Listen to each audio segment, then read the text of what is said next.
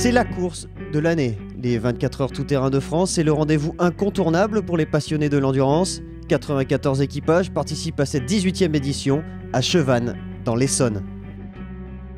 Une boucle de 10 km à parcourir dans le sens des aiguilles d'une montre dans un premier temps.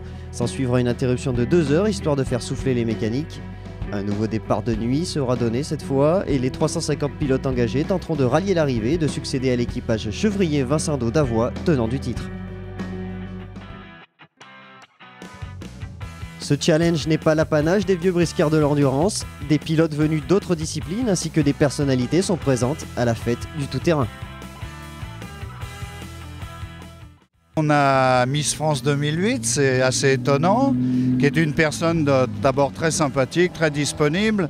Donc Miss France, on a des pilotes comme Bugalski, Chatriot, Belloc, des pilotes qui sont surtout des pilotes de rallye qui sont venus s'essayer à notre épreuve. Donc c'est assez flatteur pour nous au niveau sportif. Oui. Et puis beaucoup d'amateurs, surtout beaucoup d'amateurs qui viennent passer un week-end ludique à la campagne. Oui.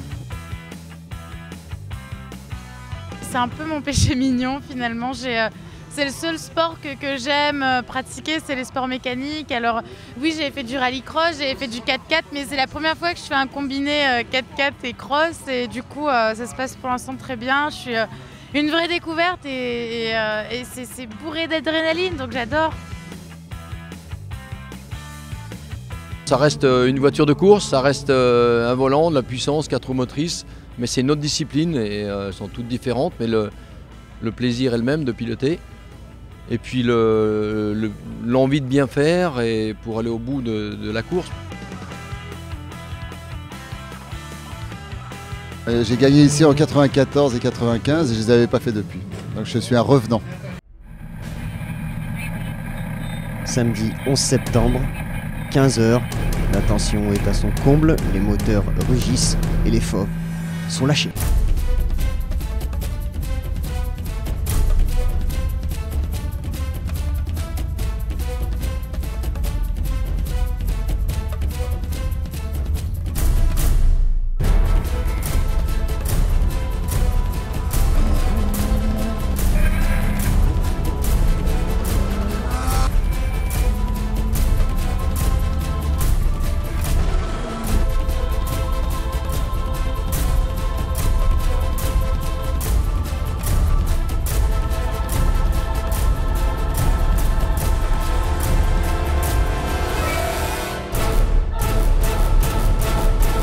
Départ sans encombre, mais les problèmes ne se font pas attendre.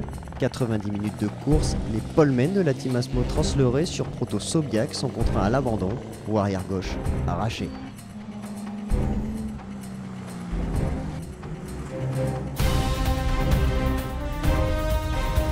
Trois heures de course, la bataille fait rage, les 7 premiers sont dans le même tour et le leadership change constamment. Mais à ce petit jeu, l'équipage numéro 7, 100% laiton, semble le plus fort.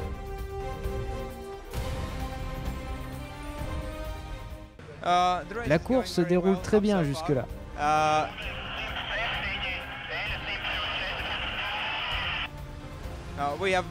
Nous avons trouvé notre rythme malgré quelques petits problèmes au tout début de la course. Cette année, ce serait parfait d'arriver sur le podium dans 21 h. Notre ambition première est de finir la course. Si nous terminons, nous aurons fait un très bon résultat et c'est notre but.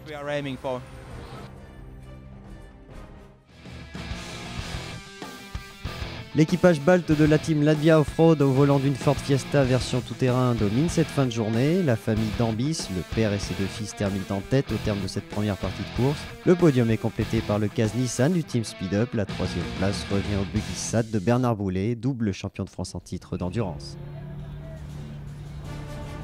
Il est 23 h après l'interruption, les voitures sont sur la grille de départ pour en découdre à nouveau dans le sens inverse.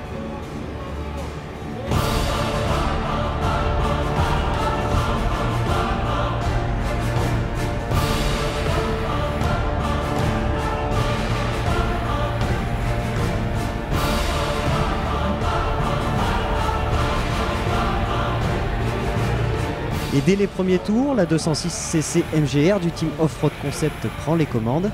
Troisième des qualifications, déjà, l'équipage numéro 59, composé de Moellet, Galland, Vergeot et Coquel, était resté en embuscade jusqu'à maintenant.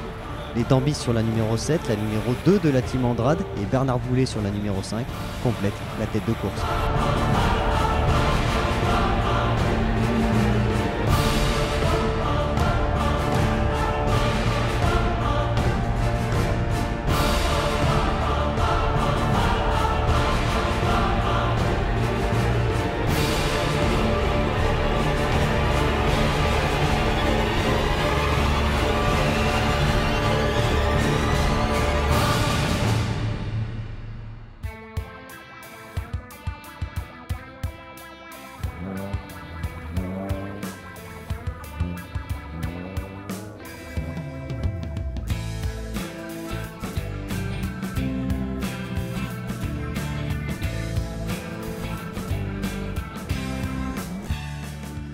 Au petit matin, le rythme effréné des leaders porte ses fruits.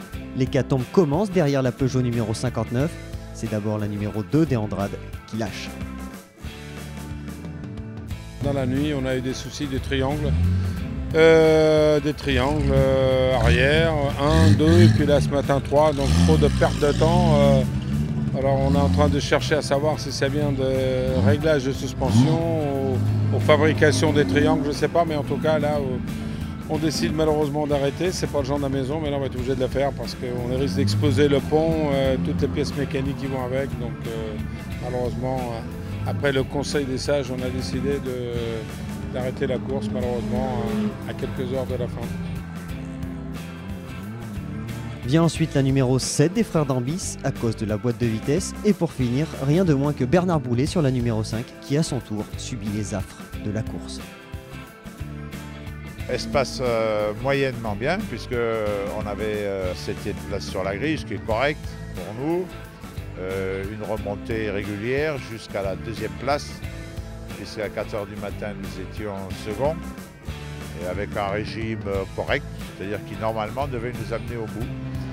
Lorsque la malchance a commencé à s'intéresser à nous, avec une première crevaison, puis une deuxième, puis alors une cascade de petits problèmes, pompe à huile de boîte, etc. Enfin, je ne ferai pas le détail. À quelques heures du dénouement, les amateurs de la numéro 59 semblent donc avoir le champ libre. Les nouveaux poursuivants pointent à plus de 5 tours, mais la prudence reste de mise. Quand on ressort de la nuit avec, comme aujourd'hui, des tours d'avance, c'est une très bonne chose pour nous, on peut gérer un peu plus. Mais à la fois, il ne faut pas se laisser remonter, à la fois, il ne faut pas taper dans la mécanique. Donc ça reste toujours compliqué à gérer, d'autant que la voiture elle a quand même un certain nombre d'heures de course déjà et elle est quand même fatiguée. En attendant l'auréole de la victoire, les leaders se contenteront de celle de la transpiration. À 4 heures du terme, un événement inattendu survient.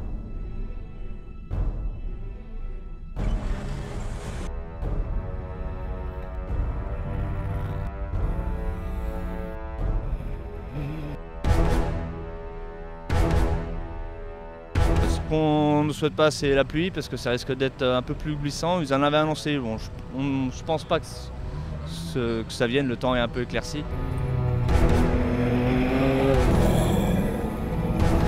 Les souhaits de Bertrand Vincendo ne seront pas exaucés puisque la pluie fait son apparition et change les données de la course.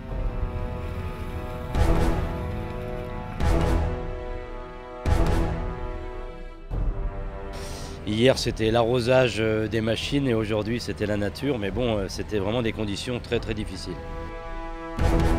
Pour Patrick Rabé, 3e l'an passé, la pluie n'est pas un problème. Accompagné d'Yves Tartarin, d'Olivier Réal et de Christophe Girard, la propulsion numéro 3 tire son épingle du jeu en s'emparant de la 2e place. Derrière, l'issue reste incertaine puisque 3 équipages se disputent la dernière marche du podium. La numéro 34 du CAS Nissan, le bowler numéro 68, ainsi que la numéro 101 du team Roadrunner sur Renault Clio.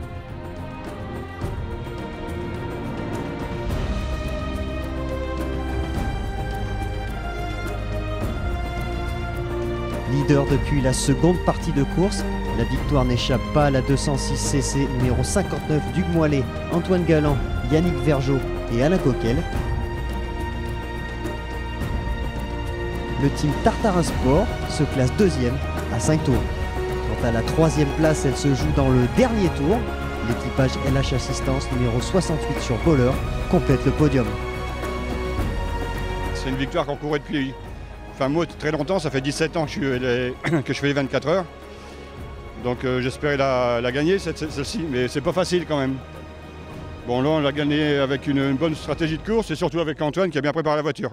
C'est une course de longue haleine et puis c'est beaucoup d'expérience derrière et puis il faut accumuler tout ça, il faut le gérer, c'est pas facile. On l'a bien géré. On sent qu'il y a de l'émotion. Ouais. Vous concrétisez un rêve. J'ai fait toutes les places dans les 10 premiers, sauf celle-là. Félicitations. Merci.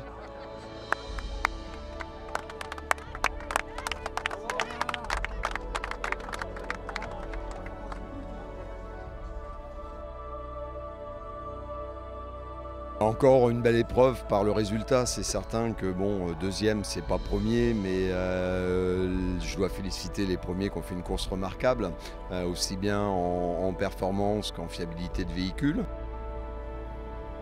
L'équipage 100% féminin emmené par Valérie Bègue, Miss France 2008, termine à une très belle 28e place. De surcroît, elle remporte tout simplement le trophée féminin.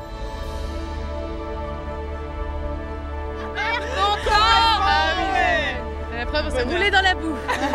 On nous a roulé dans la boue. Oui. C'est pas trop dur 24 heures de course Sur le coup, oui un peu, mais ça passe tellement vite finalement. Les dernières 5 minutes sont super longues. On dit quand est-ce qu'on arrive, Plus on est près du but et plus c'est long. Du début jusqu'à la fin. Puis il y a le stress de ne pas arriver. C'est ça. Cette 18e édition est une réussite à tous les niveaux. Très positif bien sûr. D'une part le climat, il a fait un temps splendide samedi. Aujourd'hui certes un petit peu de pluie qui a collé la poussière, on n'a pas eu à arroser. Et puis une fin de course sous le soleil, formidable, idéal. Une course très disputée puisque je crois que le 3e et le 4e se sont doublés dans le dernier virage. Donc c'est très rare sur une course de 24 heures. Donc ça au niveau sportif c'est quand même très satisfaisant. Et puis toujours l'ambiance habituelle des passionnés qui viennent assister à ce week-end. Prochaine épreuve de Jean-Louis Drone, les 24 heures Off-Road Maroc, départ le 20 avril prochain. Quant aux 24 heures tout-terrain de France, il vous donne rendez-vous l'année prochaine.